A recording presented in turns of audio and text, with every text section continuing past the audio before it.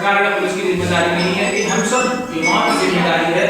हमें इन सबको संकल्प में लेकर चलना चाहिए और हमारे जो वाहन हम जो भी चलाते हैं, जैसे स्कूटी हुई या इलेक्ट्रिक व्हीकल भी अगर हम चलाते हैं, मान लो और उसमें भी हमें लाइसेंस की जरूरत नहीं पड़ती है, लेकिन हमें फिर भी बहुत सेफ्टी से चलानी चाहिए और अपनी स्पीड जो है वो बहुत ही सेफ्टी से लेनी चाहिए, क्योंकि घर पे हमारे जो पेरेंट्स हैं वो भी हमारा इंतजार कर रहे होते हैं। हमारी एक लापरवाही हमारी जान भी ले सकती है, तो इसलिए हमें हेलमेट पहनना जरूर चाहिए। और इसके लिए गवर्नमेंट ने भी बहुत सारे रूल बनाए हैं, जिससे हमें जुर्माना वगैरह भी निश्चित किया जाएगा और हमें लाइसेंस लेकर भी चलना चाहिए। और लाइसेंस ठीक है, ये सारी जो बातें हो गई, लेकिन हमें कुछ संकल्प, इसके लिए हमें कुछ संकल्प लेने होंगे, जैसे कि हमें हेलमेट और सीट बेल्ट बिल्कुल ही पहनना जरूर, इसके लिए कोई लापरवाही नहीं बरतनी चाहिए। दूसरा हो गया गति सीमा का पालन, हमें अपनी गति सीमा का बहुत पालन करना चाहिए।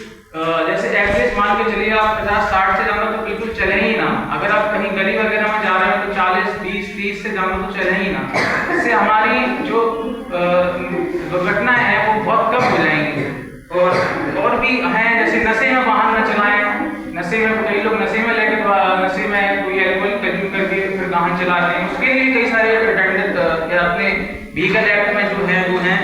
और मोबाइल का प्रयोग ना करें, गाड़ी चला रहे हैं, कार चला रहे हैं, मोबाइल का प्रयोग करते हैं कई लोग, उससे भी हमें बचना चाहिए।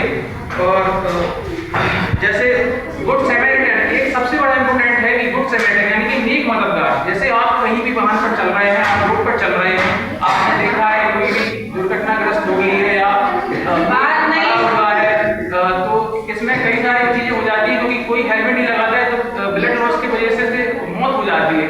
इसके लिए हमें एक ये भी चलना है, मतलब कि अपने नेक मददगार के रूप में भी कार्य करना चाहिए।